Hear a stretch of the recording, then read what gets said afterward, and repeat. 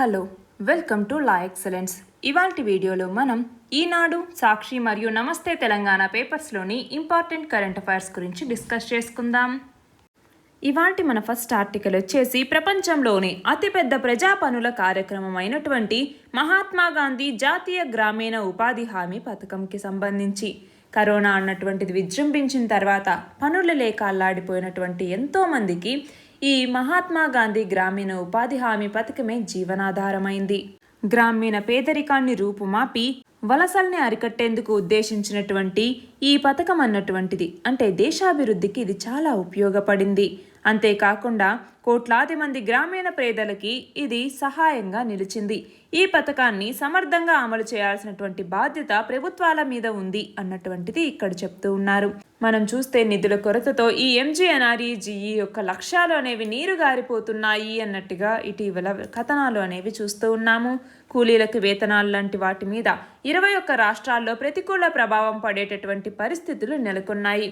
దాని మీద స్పందించినటువంటి కేంద్రం ఈ పథకానికి అవసరమైనటువంటి నిధుల్ని విడుదల చేసేందుకు మేము కట్టుబడి ఉన్నాము అన్నట్టుగా చెప్పటం జరిగింది. అలాంటి ఉపాధి హామీ పథకానికి సంబంధించి అమల్లో ఉన్నటువంటి లోపాలని సరిదిద్దటం మీద ప్రభుత్వాలు ప్రత్యేకమైనటువంటి దృష్టి సారించాలి అన్నట్టుగా ఇక్కడ చెప్తూ ఉన్నారు. మనం చూస్తే దేశవ్యాప్తంగా ఉపాధి హామీ కింద చెల్లిస్తున్నటువంటి రోజువారీ వేతనాల్లో వ్యత్యాసాలు అనేవి ఉంటూ ఉన్నాయి. అంటే బీహార్, జార్ఖండ్ లాంటి రాష్ట్రాల్లో అవి అత్యల్పంగా ఉంటే కర్ణాటక లాంటి చోట్ల అత్యధికంగా ఉన్నాయి. మన తెలుగు రాష్ట్రాల్లోకి వచ్చేసరికి అవి మధ్యస్థంగా చెల్లింపులు అనేవి చేస్తూ ఉన్నారు. అయితే ఆయా రాష్ట్రాల్లో ఈ పథకం అమలు యొక్క తీరుతెన్నుల మీద vision India foundation, Delhi IIT అన్నటువంటిది సంయుక్తంగా జరిపినటువంటి ఒక అధ్యయనంలో చాలా ఆసక్తికర విషయాలు అనేటటువంటివి వెలుగు చూశాయి. చట్టంలో 100 పని దినాల్ని ప్రతిపాదించినప్పటికీ కూడా జాతీయ స్థాయిలో అయితే సగటున 50 కన్నా తక్కువ రోజుల పాటే ఉపాధి హామీ లభిస్తూ ఉంది. అంతేకాకుండా ఈ పథకం కింద పనిచేసేటటువంటి వాళ్ళందరూ కూడా నిరుపేదలు. వాళ్లకు అందించాల్సినటువంటి కనీస పని దినాల సహాయాన్ని కూడా ప్రభుత్వాలు అందించలేకపోతున్నాయి. అలాగే ఈ చట్టానికి అనుగుణంగా కూలీలకి పని దినాల్ని ఖచ్చితంగా కల్పించాలి. దేశవ్యాప్తంగా కూలీలకు చెల్లించాల్సినటువంటి బకాయిల్ని తక్షణమే విడుదల చేయాలి. అలాగే బకాయిల చెల్లింపుల్ని త్వరితగతిన చేపట్టాల్సినటువంటి అవసరం మీద న్యాయస్థానాలు ఇచ్చినటువంటి తీర్పులు ఏవైతే ఉన్నాయో వాటిని కూడా గౌరవించాలి. అలాగే పథకం నిధుల్ని దారి మళ్లించకుండా వాటిని పేదరిక నిర్మూలనకి, దాని ద్వారా గ్రామీణాభివృద్ధికి వినియోగించాల్సి ఉంటుంది. అలాగే పథకంలో ఏవైనా అవినీతి చోటు చేసుకుంటే వాటికి సంబంధించి వేగంగా దానికి సంబంధించిన చర్యల్ని తీసుకోవాలి. అలాగే గ్రామీణ పేదరిక నిర్మూలన ఎంతవరకు సాధ్యమైందో తెలుసుకోవటానికి 5 ఏళ్లకు ఒకసారి ప్రామాణీకరమైనటువంటి విస్తృత స్థాయి అధ్యయనాల్ని చేపట్టాలి. అంతేకాకుండా పల్లె ప్రాంత యొక్క ప్రజల జీవన ప్రమాణాల్లో వచ్చినటువంటి మార్పులతో పాటుగా ఈ పథకానికి సంబంధించి క్షేత్రస్థాయి వాస్తవాల్ని తెలుసుకోవటానికి ఈ పరిశోధనలు అనేవి ఉపయోగపడతాయి అన్నట్లుగా ఈ ఆర్టికల్. ఇక్కడ క్వశ్చన్ చూడండి, మహాత్మా గాంధీ జాతీయ గ్రామీణ ఉపాధి హామీ చట్టాన్ని ఎప్పుడు తీసుకొచ్చారు? 2005వ సంవత్సరంలో మహాత్మా గాంధీ జాతీయ గ్రామీణ ఉపాధి హామీ చట్టం అన్నటువంటి దాన్ని తీసుకురావటం జరిగింది. మన నెక్స్ట్ ఆర్టికల్ వచ్చేసి భారతదేశంలో దాదాపు 50 కోట్ల మంది ప్రజలకి గంగానది అన్నటువంటిది జీవనాధారంగా ఉంది. అయితే ఈ గంగానదిలో తీవ్రమైనటువంటి కాలుష్యంతో పాటుగా దాదాపు 20 సంవత్సరాలుగా ఈ నదికి పెరుగుతున్నటువంటి వరదల వల్ల తీవ్రమైనటువంటి ప్రాణ నష్టం మరియు ఆస్తి నష్టం అనేవి వస్తూ ఉన్నాయి. మనం చూస్తే మట్టి పెళ్ళలు, కొండ చర్యలు విరిగిపడటం లాంటి ఘటనలు అనేవి తరచూ సంభవిస్తూ ఉన్నాయి. ఇవి జనజీవనానికి అంతరాయం కలిగిస్తూ ఉన్నాయి. అయితే రాబోయే కాలంలో ఇలాంటి ప్రకృతి వైపరీత్యాలు మరింతగా పెరుగుతాయి అన్నట్టుగా శాస్త్రవేత్తలు చెప్తూ ఉన్నారు. అంటే గంగా నదీ తీరంలో ఇష్టం వచ్చినట్టుగా చేపడుతున్నటువంటి అక్రమ నిర్మాణాలు నదీ ప్రవాహ రీతిని దెబ్బతీస్తూ ఉన్నాయి. అవి వరదలకి ప్రధాన కారణంగా మారుతున్నాయి అన్నట్లుగా చెప్తున్నారు. అంతేకాకుండా భూతాపం పెరగటం వల్ల నదీ ఉష్ణోగ్రతలు అనేవి పెరుగుతూ ఉన్నాయి. గత 10 సంవత్సరాల్లో నదీ పరివాహక ప్రాంతంలో పారిశ్రామిక కార్యకలాపాలు పెరిగినటువంటి కారణంగా ఉష్ణోగ్రతలు కూడా పెరుగుతూ ఉన్నాయి. ఇలాంటి కారణాలన్నీ కలిసి వరద ముప్పును పెంచుతున్నాయి. కాబట్టి దీనిని నియంత్రించాల్సినటువంటి అవసరం అనేది ఉంది. మనం చూస్తే అలకనంద నది ఏదైతే ఉందో ఈ నదీ ప్రవాహం అన్నటువంటిది 1995 నుంచి 2005 మధ్య కాలంలో దాదాపు రెట్టింపుగా అయ్యింది. ఆనకట్టల్ని కట్టడం, రిజర్వాయర్లను నిర్మించటం, వీటి వల్ల ప్రవాహంతో పాటుగా ఇసుక, మట్టి, రాళ్ళు ఇవన్నీ కూడా దిగువకు కొట్టుకు రాకుండా అడ్డుకోవటం కొంతమేర సాధ్యమవుతుంది. అయితే ఆనకట్టలు లేకపోతే నీటి ప్రవాహం అన్నటువంటిది మారటం వల్ల అవి కిందకి కొట్టుకొనొచ్చి అక్కడ నీటి మట్టం పెరగటానికి కారణమవుతాయి. ప్రస్తుతం అయితే భాగీరథి నది మీద కొత్తగా 11 ఆనకట్టల నిర్మాణ ప్రణాళికలు అనేవి ఉన్నాయి. అలాగే అలకనంద బేసిన్లో కొత్తగా 26 రాబోతున్నాయి. వాటి నుంచి ఆయా రాష్ట్రాలకు అవసరమైనటువంటి జల విద్యుత్ అనేది అందుబాటులోకి రావటంతో పాటుగా నీటి ప్రవాహ ఉధృతిని అడ్డుకోవచ్చు. ఫలితంగా వరదల ప్రభావం కూడా తగ్గుతుంది అన్నటువంటి ఆశాభావం వ్యక్తమవుతోంది. అయితే మానవ కార్యకలాపాల కారణంగా నదీ ప్రవాహ గతులు అనేవి మారిపోకుండా జాగ్రత్త పడాల్సినటువంటి అవసరం అనేది ఉంది. అప్పుడే వరదల నుంచి ఆస్తి ప్రాణ నష్టాల్ని నివారించవచ్చు అన్నటువంటిది ఈ ఆర్టికల్. ఇక్కడ క్వశ్చన్ చూడండి. నమామి గంగే కార్యక్రమాన్ని కేంద్ర ప్రభుత్వం ఎప్పుడు ప్రారంభించింది? ఎప్పుడు? 2014వ సంవత్సరంలో. మన నెక్స్ట్ ఆర్టికల్ వచ్చేసి స్మార్ట్ ఫోన్లని విశిష్ట ధృవీకరణగా వినియోగించుకునేలాగా చేయాలి అన్నట్టుగా ఆధార్ జారీ సంస్థ అయినటువంటి UIDAI అన్నటువంటిది భావిస్తోంది, లేదా ఉడాయ్ అంటాము. అంటే ఏంటి? నివాసదారు ధృవీకరణ కోసం స్మార్ట్ ఫోన్ని ఉపయోగించుకోవచ్చు. అంటే ప్రస్తుతం వేలి ముద్రలు, ఐరిస్, వన్ టైం పాస్వర్డ్ వీటిని ఎందుకు వినియోగిస్తూ ఉంటే దీన్ని మరింతగా విస్తరిస్తాము అన్నట్టుగా చెప్పటం జరిగింది. అయితే మన దేశంలో చూసుకుంటే దాదాపు 120 కోట్ల మొబైల్ కనెక్షన్స్ అనేవి ఉన్నాయి. అయితే ఇందులో 80 కోట్ల స్మార్ట్ ఫోన్స్ అనేవి ఉన్నాయి. కాబట్టి వీటిని యూనివర్సల్ అథెంటికేటర్గా వినియోగించుకునేలాగా ప్రయత్నాలు మొదలుపెట్టారు. అంటే ప్రజలు ఎక్కడైతే ఉంటున్నారో, ఎక్కడైతే నివసిస్తున్నారో అక్కడి నుంచే ధృవీకరణ చేయొచ్చు అన్నట్లుగా. అయితే దీనికి సంబంధించి గోప్యత మరియు డేటా భద్రత అన్నటువంటిది ఈ ధృవీకరణకి అత్యంత కీలకం. అంటే ఆధార్ నేరుగా ప్రయోజనాల బదిలీ, అంటే డైరెక్ట్ బెనిఫిట్ ట్రాన్స్ఫర్ అంటాము. వీటి వల్ల ప్రభుత్వానికి 2 లక్షల కోట్ల వరకు ఆదా అయింది. అంతేకాకుండా మొత్తం బ్యాంకు ఖాతాల్లో సగం లేదా 70 కోట్ల వరకు ఆధార్తో అనుసంధానం అయ్యాయి. పింఛన్ ఖాతాలు, మ్యూచువల్ ఫండ్ హోల్డర్స్ వీళ్ళు మాత్రం ఆధార్ సదుపాయాలని తక్కువగా వినియోగించుకుంటున్నారు. వీటిని మరింత విస్తరించాల్సిన అవసరం ఉంది అన్నట్లుగా ఇక్కడ చెప్తూ ఉన్నారు. క్వశ్చన్ చూడండి. ఆధార్ కింద 12 అంకెల గుర్తింపు సంఖ్యని ఏ సంస్థ జారీ చేస్తుంది? ఏ సంస్థ? ఉడాయ్ లేదా UIDAI అనేసి పిలుస్తాము. మన నెక్స్ట్ ఆర్టికల్ వచ్చేసి రాజ్యాంగ దినోత్సవాన్ని పురస్కరించుకొని పార్లమెంట్ మరియు విజ్ఞాన్ భవన్లో ప్రత్యేక కార్యక్రమాలను నిర్వహించబోతున్నారు అన్నట్టుగా ఇక్కడ చెప్తూ ఉన్నారు. అంతేకాకుండా రాజ్యాంగ దినోత్సవాన్ని పురస్కరించుకుని సర్వోన్నత న్యాయస్థానం ఆధ్వర్యంలో 2 రోజుల పాటు ఉత్సవాన్ని నిర్వహించబోతున్నారు. అంతేకాకుండా ప్రధాని నరేంద్ర మోదీ రీసెంట్గా 39వ ప్రగతి సమావేశానికి అధ్యక్షత వహించటం జరిగింది. ఇందులో భాగంగా 8 ప్రాజెక్టుల మీద సమీక్షను నిర్వహించారు. వాటి విలువ దాదాపు 20 కోట్లు. ఈ ప్రాజెక్టు పనుల్ని త్వరగా పూర్తి చేయాలి అన్నట్టుగా ప్రధాని ఆదేశించటం జరిగింది. అలాగే పోషణ్ అభియాన్ అనేసి ఏదైతే పథకం తీసుకొచ్చారో దీని మీద కూడా ప్రధాని సమీక్షను నిర్వహించారు. ఇక్కడ క్వశ్చన్ చూడండి.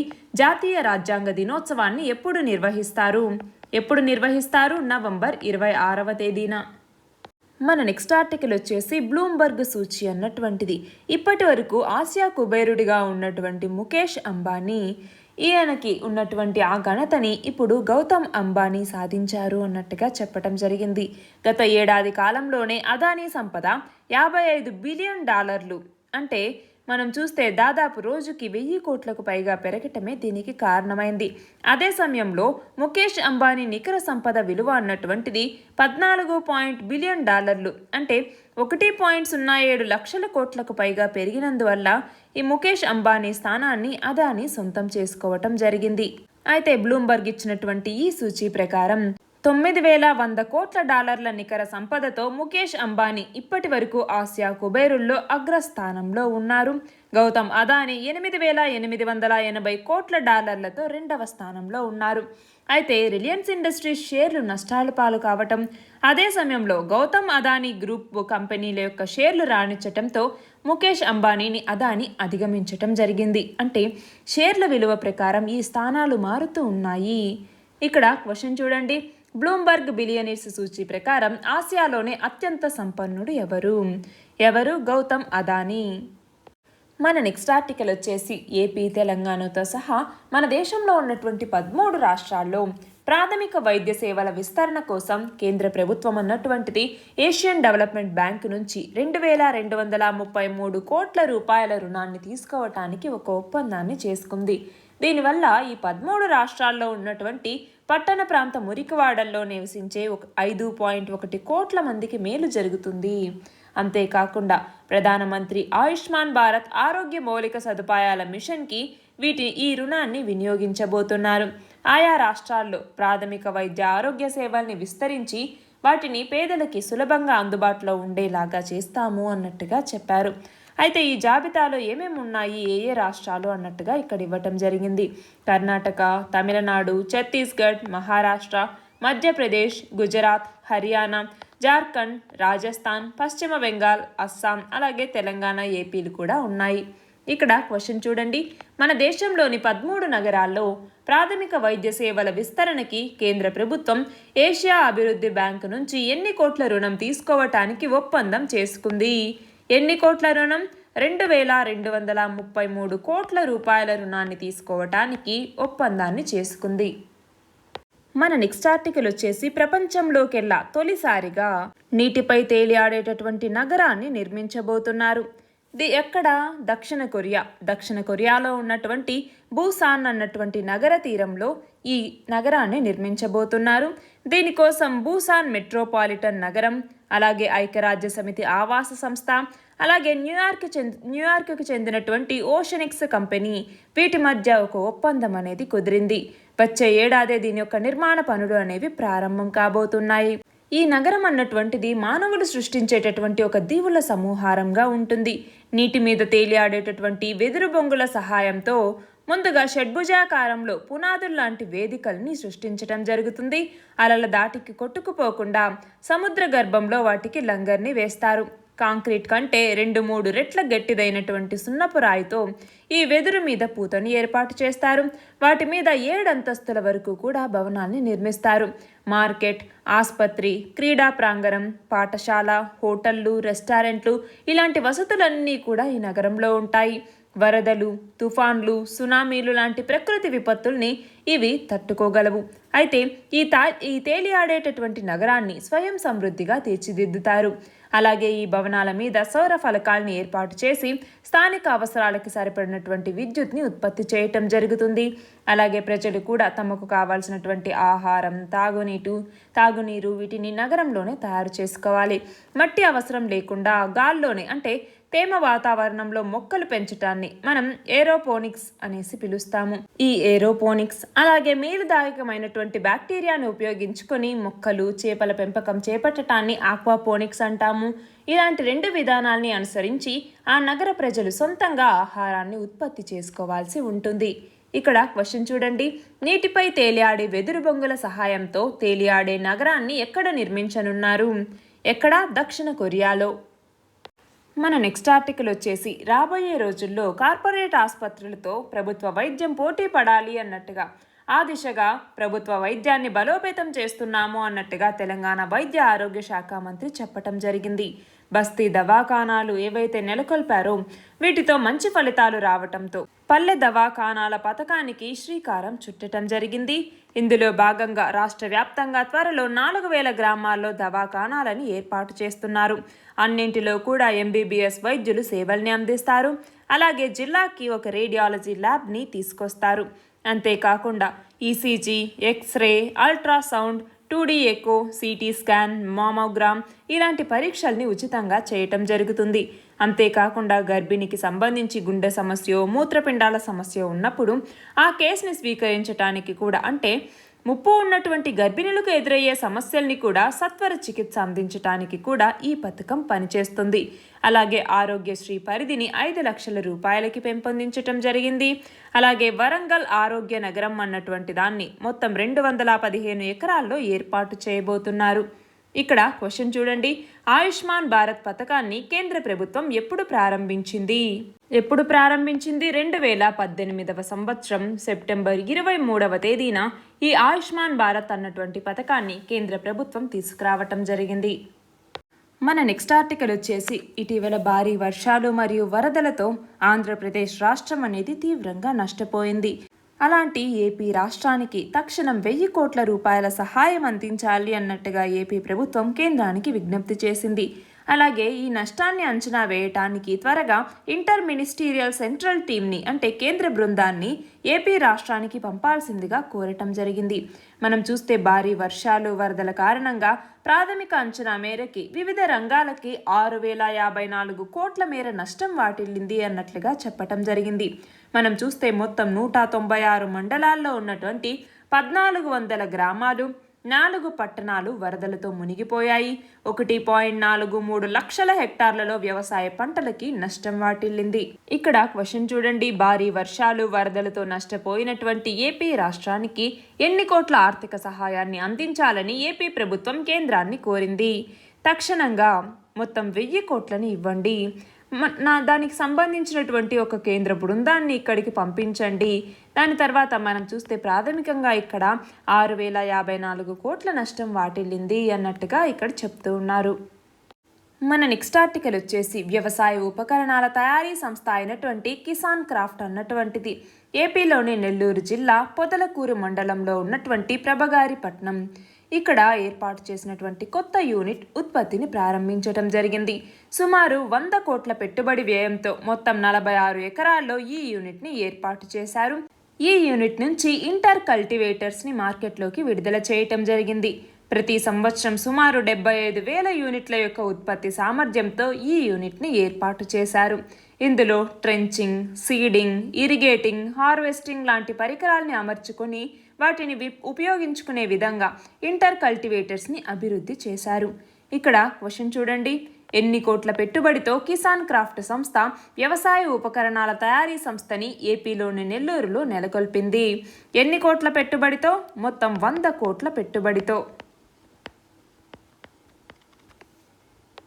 మన నెక్స్ట్ ఆర్టికల్ వచ్చేసి కాలుష్య నియంత్రణకి సంబంధించి ఇటీవల గ్లాస్గోలో జరిగినటువంటి COP26 శిఖరాగ్ర సమావేశంలో విషపూరిత వాయు కాలుష్య స్థాయిల్ని నియంత్రించటంలో భారత్ ఎదుర్కొంటున్నటువంటి సమస్యలకి ప్రాధాన్యత అనేది ఇవ్వటం జరిగింది.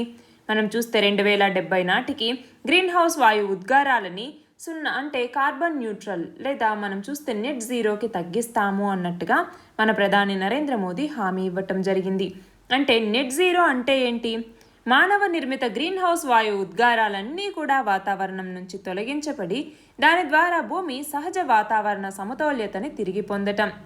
అంటే మనం చూస్తే యూకే ఆధారిత non profit clean air fund అలాగే కాన్ఫెడరేషన్ ఆఫ్ ఇండియన్ ఇండస్ట్రీ వీటి ప్రకారం వాయు కాలుష్యం భారతీయ వ్యాపారాలకి మనం చూస్తే $95 బిలియన్ నష్టాన్ని చేకూరుస్తుంది. అంటే మన దేశ జీడిపిలో దాదాపు 3% వాయు కాలుష్య పర్యవసానాలను ఎదుర్కోవటానికి ఖర్చవుతుంది అన్నట్టుగా బ్లూంబర్గ్ నివేదిక చెప్తోంది. అయితే 2024 నాటికి $5 ట్రిలియన్ ఆర్థిక వ్యవస్థగా రూపొందాలి అన్నటువంటి భారతదేశ లక్ష్యం ఏదైతే ఉందో దానిని ఈ పరిణామాలు అడ్డుకునేటటువంటి ప్రమాదం లేకపోలేదు అన్నట్టుగా ఇక్కడ చెప్తూ ఉన్నారు. మనం చూస్తే ఈ శీతాకాల కార్యాచరణ ప్రణాళిక అన్నటువంటి దాంట్లో భాగంగా ఢిల్లీ అన్నటువంటిది ధూళి నియంత్రణ అలాగే పూసా బయో డికంపోజర్ని ఉపయోగించటం, స్మాగ్ టవర్లను ఏర్పాటు చేయటం, గ్రీన్ వార్ రూమ్లని బలోపేతం చేయటం, అలాగే వాహనాల యొక్క ఉద్గారాల్ని తనిఖీ చేయటం వీటన్నింటి మీద దృష్టి సారించటం జరిగింది. అంతేకాకుండా మనం చూస్తే centre for science and environment అన్నటువంటిది ఢిల్లీ కాలుష్య కారకాల్లో సగం వాహనాలే ఉంటున్నాయి అన్నట్లుగా చెప్పటం జరిగింది. అలాగా ఒక్క ఢిల్లీలో మాత్రమే కాకుండా కర్ణాటక, హర్యానా, ఉత్తరప్రదేశ్, పంజాబ్, ఛత్తీస్గఢ్, పశ్చిమ బెంగాల్ ఇలాంటి రాష్ట్రాలన్నీ కూడా దీపావళి బాణసంచా పేల్చటం మీద ఆంక్షలు విధించాయి. అలాగే దేశంలో కొన్ని నగరాలు నవంబర్లో వాయు కాలుష్యంలో చిక్కుకొనిపోయి నివాసయోగ్యం కానటువంటి ప్రాంతాలుగా మారిపోతూ ఉన్నాయి. అయితే పర్యావరణ ప్రమాదాలకు గురయ్యే అవకాశం ఉన్నటువంటి నగరాలు మొత్తం ఆసియాలోనే ఉన్నాయి. అంతేకాకుండా మనం చూస్తే వరదలతో సతమతం అవుతున్నటువంటి ఇండోనేషియా రాజధాని జకార్తా అన్నటువంటిది ఈ జాబితాలో అగ్రస్థానంలో ఉంటే 2వ స్థానంలో ఢిల్లీ అనేటటువంటిది ఉంది.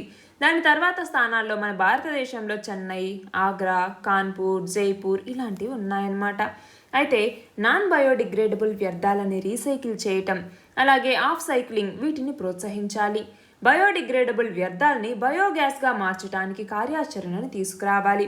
అయితే COP26లో చెప్పినటువంటి విధంగా మన భారతదేశం 2030 నాటికి తన యొక్క శక్తి అవసరాల్లో 50% పునరుత్పాదక ఇంధనాలు అంటే ఏంటి, రెన్యూవబుల్ ఎనర్జీ ద్వారా తీర్చుకోగలిగితే తప్పకుండా వాయు ఉద్గారాల్ని గణనీయంగా నియంత్రించగలుగుతుంది. ఇక్కడ క్వశ్చన్ చూడండి, ప్రపంచంలో అతిపెద్ద కార్బన్ డైఆక్సైడ్ ఉద్గారకాల్ని విడుదల చేస్తున్నటువంటి దేశం ఏది? ఏ దేశం? చైనా. చైనా అన్నటువంటిది మొదటి స్థానంలో ఉంది. రెండవ స్థానంలోకి వచ్చేసరికి అమెరికా ఉంది. మూడవ స్థానంలోకి వచ్చేసరికి యూరోపియన్ యూనియన్ EU అన్నటువంటిది ఉంది. నాలుగవ స్థానంలోకి వచ్చేసరికి మన ఇండియా అన్నటువంటిది ఉంది. మన లాస్ట్ ఆర్టికల్ వచ్చేసి 3 నూతన వ్యవసాయ చట్టాలకి సంబంధించినటువంటి ఉపసంహరణ బిల్లుకి కేంద్ర మంత్రివర్గం ఆమోదం తెలిపింది. ఇందులో భాగంగా పార్లమెంట్ శీతాకాల సమావేశాల్లో ఈ బిల్లును ప్రవేశపెట్టడానికి ఈ మంత్రివర్గం అన్నటువంటిది సిద్ధమైందన్నమాట. దానికి సంబంధించినటువంటిది ఈ ఆర్టికల్. ఇందులో భాగంగా ఈ మంత్రివర్గం ఈ నిర్ణయాల్లో భాగంగా పేదలకి ఉచితంగా ఆహార ధాన్యాలు సరఫరా చేసేందుకు ఏదైతే ప్రధానమంత్రి గరీబ్ కళ్యాణ్ అన్న యోజన అన్నటువంటి పథకాన్ని తీసుకొచ్చిందో దానిని ఇంకొక 4 నెలల పాటు పొడిగించాలి అన్నట్టుగా కేంద్ర కేబినెట్ నిర్ణయించింది. అంటే ఈ ఏడాది డిసెంబర్ నుంచి వచ్చే ఏడాది మార్చి వరకు కూడా ఈ పథకాన్ని కొనసాగిస్తారు. ఈ పథకం 5వ దశని అమలు చేయటం జరుగుతుంది. అంతేకాకుండా జాతీయ ఆహార భద్రతా చట్టం, అలాగే అంత్యోదయ అన్న యోజన, ప్రాధాన్యత కుటుంబాల పథకం యొక్క పరిధిలో ఉన్నటువంటి లబ్ధిదారులందరికీ కూడా ఈ ప్రధానమంత్రి గరీబ్ కళ్యాణ్ అన్న యోజన పథకం కింద అంటే దీని కింద నెలకి ఒక్కొక్కళ్ళకి 5 కిలోల చొప్పున ఆహార ధాన్యాల్ని ఉచితంగా పంపిణీ చేయటం జరుగుతుంది. అలాగే DBT పరిధిలోకి వచ్చేటటువంటి పేదలకి కూడా ఈ ప్రయోజనాన్ని చేకూర్చబోతున్నారు. మనం చూస్తే 80 కోట్ల మందికి పైగా రేషన్ కార్డుదారులు దీనివల్ల లబ్ధి పొందుతారు. ఇక్కడ క్వశ్చన్ కూడా అదే చూడండి, ప్రధానమంత్రి గరీబ్ కళ్యాణ్ అన్న యోజన పథకం గురించి వివరించండి. కోవిడ్-19 టైంలో ఈ ప్రధానమంత్రి గరీబ్ కళ్యాణ్ అన్న యోజన అన్నటువంటి పథకాన్ని కేంద్ర ప్రభుత్వం తీసుకురావటం జరిగింది. ఈ పథకం కింద నెలకి ఒక్కొక్కళ్ళకి 5 కిలోల చొప్పున ఆహార ధాన్యాల్ని ఉచితంగా అందిస్తారు. అయితే ఇప్పుడు తీసుకొచ్చేటటువంటి 5వ దశలో మొత్తం లబ్ధిదారులకి పంపిణీ చేయటానికి 1.63 కోట్ల మెట్రిక్ టన్నుల ఆహార ధాన్యాలు అనేవి అవసరమవుతాయి. ప్రజా పంపిణీ వ్యవస్థ అంటే PDS కింద ఇచ్చేటటువంటి రేషన్ సరుకులకి ఇవి అదనంగా ఇస్తారు. నిన్నటి క్వశ్చన్ వచ్చేసి సూపర్ అయోనిక్ మంచు అంటే ఏమిటి? అంటే ఏంటి, నార్మల్గా మంచు అనేది చల్లగా ఉంటుంది. అయితే వేడిగా, అది కూడా సూర్యుని యొక్క ఉపరితలం కన్నా ఎక్కువ వేడిగా ఉంటే అంటే మామూలు వేడికే మంచు అనేది కరిగిపోతుంది కదా. అయితే అంత వేడిగా ఎలా ఉంటుంది అనేసి మనం చూస్తే తీవ్రమైనటువంటి ఒత్తిడి, ఉష్ణోగ్రతల్లో మంచు ఇలాంటి విభిన్నమైనటువంటి స్థితిలో కూడా ఉంటుంది. దాన్ని సూపర్ అయోనిక్ మంచు అనేసి పిలుస్తూ ఉంటాము. ద్రవం, మంచు, ఆవిరి ఇలా నీటికి సంబంధించినటువంటి రూపాల్లో మొత్తం 19 రూపాలున్నాయి. అందులో ఈ సూపర్ అయోనిక్ మంచు కూడా ఒకటి. పెద్ద పెద్ద గ్రహాల యొక్క భూకేంద్రంలో ఇది సుసాధ్యమే అన్నట్లుగా చెప్తూ ఉన్నారు. అయితే ఇందులో నీటి అణువులు అనేవి విడిపోయి ఆక్సిజన్ అయాన్లు స్ఫటికాలుగా మారతాయి. ఈ ఘన పదార్థం అన్నటువంటిది రంధ్రాల మధ్య హైడ్రోజన్ అయాన్లు స్వేచ్ఛగా విహరిస్తూ ఉంటాయి. ఇవే నీటిని లోహం మాదిరిగా గట్టిగా ఉండేలాగా చేస్తాయి. అంటే ఈ సూపర్ అయోనిక్ మంచు అన్నటువంటిది విద్యుత్ వాహకంగా కూడా పనిచేస్తుంది. అయితే ఇప్పటి వరకు ఇది సిద్ధాంతానికే పరిమితమైనా కూడా మనం చూస్తే university of California, university of Rochester ఈ పరిశోధకులు తాజాగా లేజర్ల సహాయంతో ఈ సూపర్ అయోనిక్ మంచును సృష్టించటం జరిగింది. ఇవాల్టి క్వశ్చన్ వచ్చేసి స్వీడన్ దేశం మొదటి మహిళా ప్రధానమంత్రిగా ఎవరు ఎన్నికయ్యారు? దీని ఆన్సర్ కమెంట్ సెక్షన్లో ఇవ్వండి. కరెక్ట్ ఆన్సర్ రేపటి వీడియోలో చూద్దాం. All the very best and thank you very much.